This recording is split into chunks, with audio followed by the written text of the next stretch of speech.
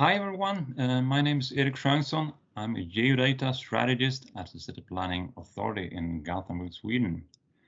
Very nice to see you all and having me at this seminar.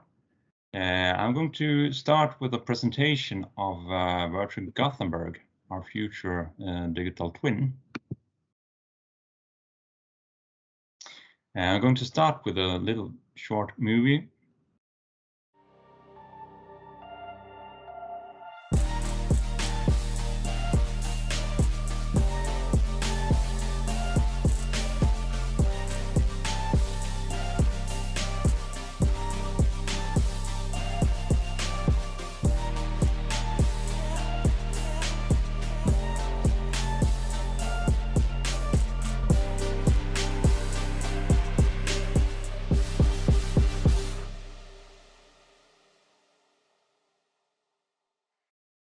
But first of all, we have the societal challenges like the urban climate change, the ongoing pandemic, segregation, new transportation needs, urban planning, and big data, of course.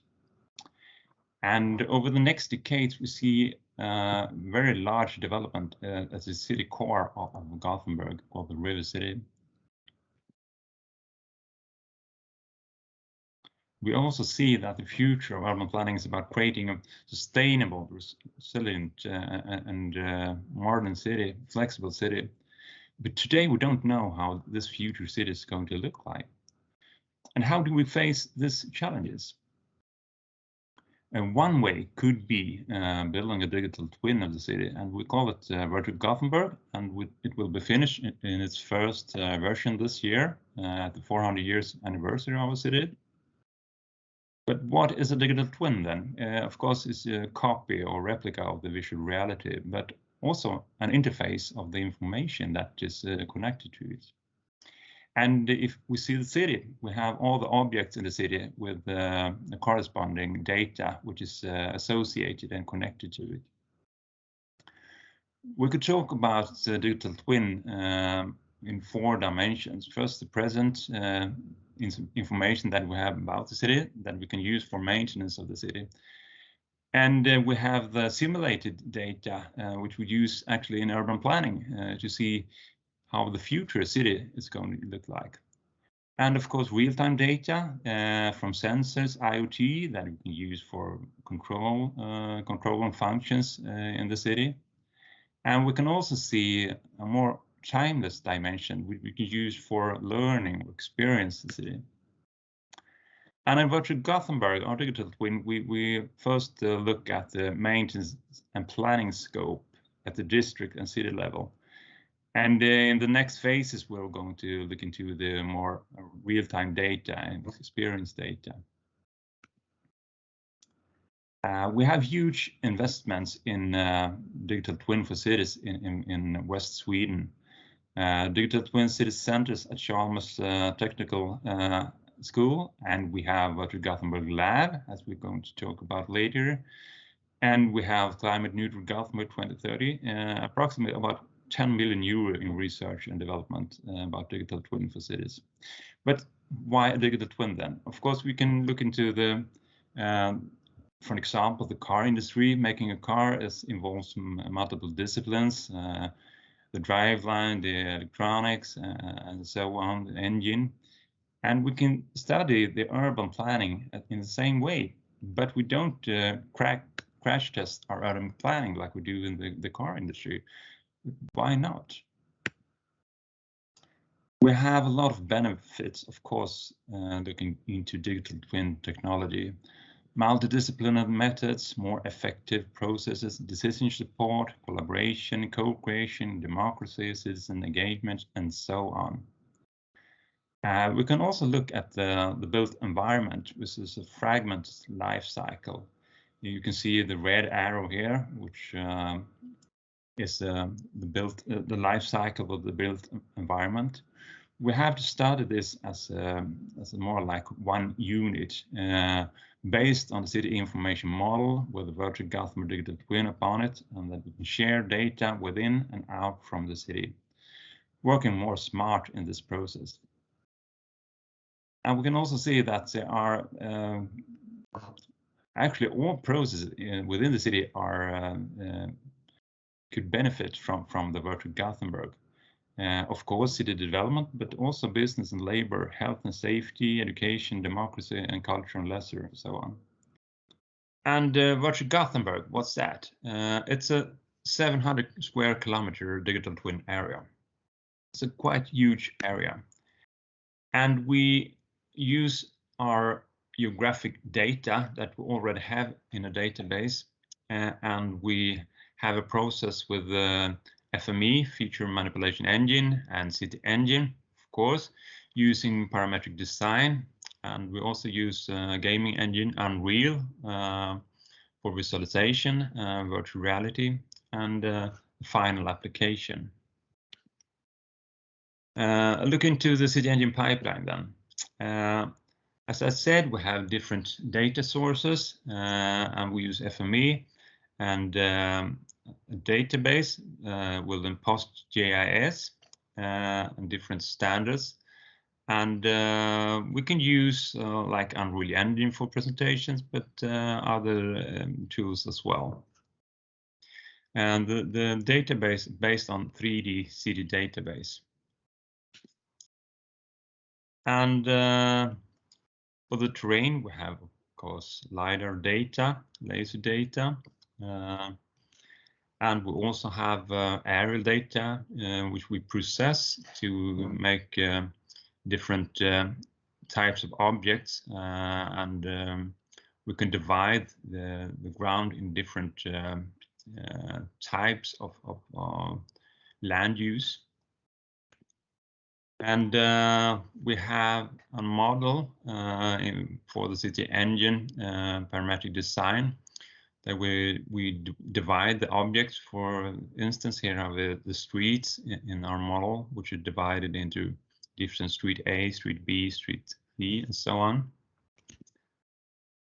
And here's an example in city engine where we look into the facades. And by the parametric design, we can change the facade in different ways. And here's an example of the street network in central Gothenburg. Other example, this is actually the city engine visualization rendered. And we also have, you can call it icon and symbol buildings in the city, which we manually digitized with students from Lindhardt Science Park. Another example of this kind of icon buildings that we perhaps 100 to thousands different objects like this. And also different assets, street furniture, and cars and lampposts. Okay, where are we today then? We can see different scales in the digital twin. Overall scale, as you can see in this picture, or the street level scale. We have had different releases in the development of the digital twin. This is Alpha 1, which was released in December last year, quite simple model. And the Alpha 2 was released in June this year. More realistic approach, more details on the ground and the assets and the street furniture and trees. But it's all a parametric model. And the rendering of the same Alpha 2. And when we zoom in, you can see the details.